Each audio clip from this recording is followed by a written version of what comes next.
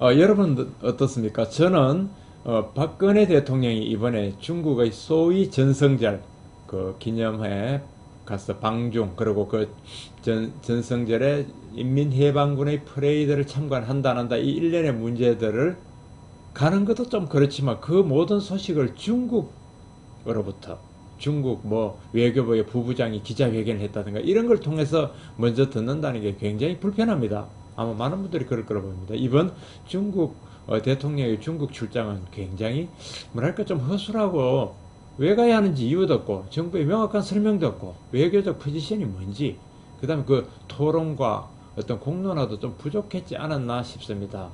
좀 아쉽습니다. 그래서 우리 대통령이 6.25 때, 6.25 전쟁이 났을 때 참전했던 그래서 우리의 그 분단을 고착화했던 인민해방군의 그 12,000명 프레이드를 보고 연단에 서서 그 프레이드에 뭐랄까, 응답이랄까요? 박수를 친달까? 이런 거 생각하면 굉장히 거북하고 참 저는 어쨌든 불편합니다. 그거에 대한 정부가 왜 가는지, 그러므로 어떤 노림수가 있는지, 시진핑과 회담에서는 어떤 걸 하겠다든지, 뭐 이런 최소한 설명이라도 해주면 이러이러한 필요성이 있다든지 이러이러한 배경이 있다든지 이러이러한 목표가 있다든지 설명이라도 해주면 좋으련만 그런 것 없이 이렇게 간다니까 참 편하지 않습니다. 어쨌든 이번에 북의 그 지뢰 도발 포격 도발에서 봤듯이 우리가 이렇게 큰 소리 치고 있는 것은 북의 도발을 응징하는 것은 중국의 힘 때문이 아니라 미국의 힘 한미 동맹 체제 때문이라고 생각합니다. 중국이 우리한테 자꾸 손 내밀고 같이 하자 손 내밀고 한미 동맹 체제가 굳건히 있기 때문에 그렇게 정중하게 무섭게 대우하는 거 아닌가 그런 생각도 듭니다. 뭐 하여튼 그런저런 생각 가지면서 또 신문 봐야죠. 8월 28일자 환경 보겠습니다. 일면에는 이제 조금 통상적인 기사로 경제 기사로 갑니다. 이 보십시오. 일면 이 기사 보시면 깜짝 놀랐습니다. 새 주인도 전에 또 그랬을 바에 새 주인도 입맛대로 고르겠다는 한국 델파이 노조. 한국 델파이는 물론 이제 미국에 있는 델파이 세계 그 아주 손꼽히는 자동차 부품 회사죠. 자동차 부품 회사의 한국 브랜치, 한국 지사, 한국 델파이 노조가 새 주인을 뭐 입맛대로 뽑겠다는 기사를 톱을 썼네요. 노조의 돈 없는 월권 행위라고 했고요. S&T 한국 지금 S&T에서 이걸 살려고 하는데요. 뭐 S&T라는 것은 S&T 중공업을 이야기한 겁니다. 경남 창원에 있는 S&T 중공업에 팔면 이 회사 노조가 총파업하겠다고 합니다. 물론 제게는 명백한 불법이라고요. 이들은 왜 이럴까요? 왜 노조가 이거 이렇게 다는데 이건 사용자 측이죠. 경영자죠. 어디 팔겠다는 것은 왜 그럴까요? 3면에 봅시다. 여기 보면 기사가 나와 있습니다. 사실은 노조가 지분을 참여한 어떤 그런 회사가 있는데 노조가 지분 참여 2대 주주의 지분을 위한 개입이다. 이렇게 되어 있습니다. 공정경쟁은 명백한 불법행위라는 그런 평가가 나오고 있고 어쨌든 S&T 입장에서는 참 황당하다 그런 입장입니다. 한국 델파이 노조의 이상한 투쟁 이런 제목을 붙여놨네요. 이 회사 사진 있죠. 창원에 있는데 5년 전엔 대규모 시위로 채권단을 한번 압박을 하더니 이번에는 파업 위협하면서 M&A의 불법 개입 노조가 M&A에 이렇게 불법적으로 개입한 사례가 있는지 저는 참 의심스럽네요. 일면에 다시 돌아와서 현대자동차가 일자리 36,000개를 늘린다는 기사가 있네요. 어제 발표 기사입니다. 내년부터 2016년부터 시작해서 2018년까지 3년 동안에 청년 고용을 30%더 확대해서 그렇게 올해는 연도별 채용계획 올해 9,500명 내년부터 12,000명씩 계속 뽑겠다고 합니다. 청년 고용이 30% 확대가 보이고요. 매년 12,000개 일자리가 나온다면 뭐 좋은 일이죠. 3면에 관련 기사를 보면 현대차 청년 채용 관계 3년간 12,000명 그러니까 3년간 합치면 36,000명이 됩니다. 창업과 지원하겠다 하는 그거고요. 청년 고용 절벽 해소에 적극 나선 배경 인턴 1,700명을 선발하고 해외 인턴을 인문계 우대한다. 연간 800명씩 6개월간 실무교육 후에서 협력사서 제공하고 저번에 정부가 협의했던 그 내용의 후속적인 내용을 지금 확정해서 발표한 겁니다. 현대차 같은 데서 창업과 어떤 취업에 지원하겠다는 겁니다. 광주 창조경제센터에서 5,400명 창업 지원도 하고요.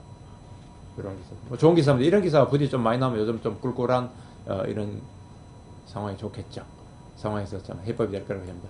미국 그동안 미국의 금리 인상, 이게 뭐, 이거와 더불어, 이거 중국의, 중국발 경제 위기론과 더불어 최대 관심사인데, 미국의 9월 인상설이 연기될 것 같다고 합니다. 이건 물론 외신들을 종합한 거죠. 아시아 증시가 일제히 상승했는데, 국내 증시도 좀 올랐죠. 1900선 회복했습니다. 13포인트 올라서 코스피 지수가요, 1908이 됐는데, 미국의 9월 금리, 기준금리 인상이 사실상 물러나갔다는 평가에 아시아 증시가 일제히 상승했다. 참, 좀 더 핑계로 왔다 갔다 하는데, 뭐, 그렇다고 미국 금리 인상을 안 할 겁니까? 일단 9월은 아니라는 얘기가 되겠죠. 12월이 되나요? 내년이 되나요? 관련해서 오면 봅니다. 오면. 늦춰지는 미국 금리 인상, 패드, 미국 중앙은행, 미국의 연방은행이 중국 쇼크의 9월 카드는 사실상 접었다.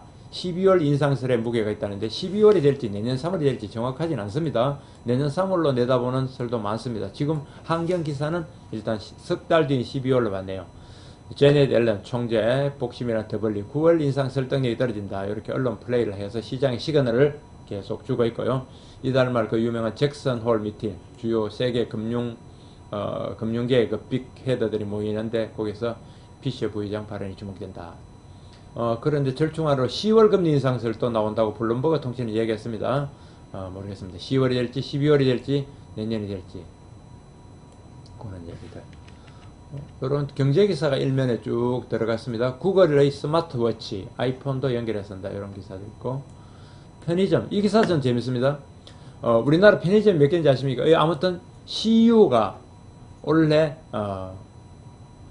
오늘 아니죠. 그러니까 어제가 되니까 7월 27일 날 CU가 대한민국에서 9,000번째 편의점을 개설했다고 합니다. 한양대 캠퍼스 아닌데요. CU 하나만 한 군데에서만 편의점을 갖고 있는 게 9,000개라니까 이게 얼마나 많은 겁니까 정말. 물론 CU만 있는 거지 아니죠. GS25, GS25도 있고 세븐일레븐도 있고요. 굉장히 많습니다. 그래서 이게 1인 가구가 늘어나고 있대 소비가 자꾸 이러니까 그런 것 같은데 하여튼 전국적으로 합치면 뭐 만 몇천 개가 되는 거죠. 일단 CU 한 군데만 9,000번째 편의점이 생겼다. 만 몇천 개가 생겼고 그렇다 보니 영업이익도 올 들어 2배가 늘었다. 요게 기사 제목. 영업이익 계속 장사가 잘 된다 이 얘기입니다. 이면은 잡 콘서트 고등학생 직업과 진로 멘토링 2015 잡 콘서트 여상에서 딴 31개 자격증으로 연구원 됐다. 환경 주체 행사입니다. 고등학생들도 이렇게 잘 나가고 얼마든지 취업한다. 그러고 여기는 141병력 역시 환경사업 그런 게 들어가 있습니다. 세계에서 생활비가 가장 비싼 도시는 앙골라 루안다라고 합니다. 방 2개 아파트 월세 6,800달러. 아이고 참 대단하네요. 우리 돈으로 700만원이에요. 이 아프리카에 햄버거 17달러 2만원. 왜 이럴까요? 앙골라 루안다는 아마 이게 서구인들이 몰려가서 석유 채굴 하고 이러니까 특수한 지역이라서 그럴 겁니다. 홍콩, 취리 2위, 3위고 서울도 물값이 싸기로 8위라고 합니다. 아까 3위 3면도 봤고요. 5면도 봤고 6면에는 중국 리스크가 8면에 들어가 있네요. 한국이 중간재 수출로는 한계가 있다.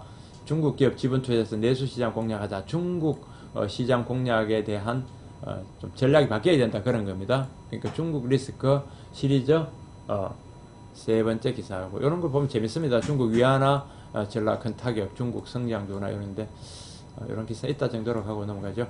인구 많고 경쟁절한 인도 등 신흥국도 개척해야 된다. 뭐 이것도 좋은 얘기입니다. 오늘은 오랜만에 사회면 28면인 사회면을 한번 띄워봤습니다. 사회면도 한번 볼까요? 사회면에 톱이 재밌어서 봤네요. 워낙 취업난이 심각해지니까 이제 진학보다 취업이다. 그래서 대한민국에서 4년제 대학생이 사상 처음으로 감소했다고 합니다. 통계 작성 이후 처음인데요. 원래 2015년 원래 교육 기본 통계를 봤더니 놀랍게도 어쨌든 대학생 이거 보십시오. 대학생이 줄었습니다. 대학생이 작년에 213만 명에서 원래 211만 명으로 줄었습니다. 대학생이 이렇게 줄어들다니 고교 졸업자 34%가 취업을 선택하면서 대학 진학률이 70%로 떨어졌다. 한때 82% 고등학교 졸업생의 82% 대학 가고 했는데 70%로 줄었다.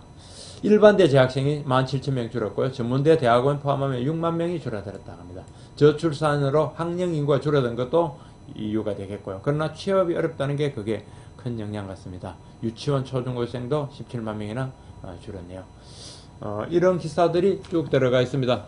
국제면에는 또 재밌는 기사가 있네요. 소위 말하는 트레이더 투자, 뭐 엔트레이더, 엔트레이더, 뭐 달러 트레이더 이런 기사가 확 줄었다는 기사가 들어가 있더군요.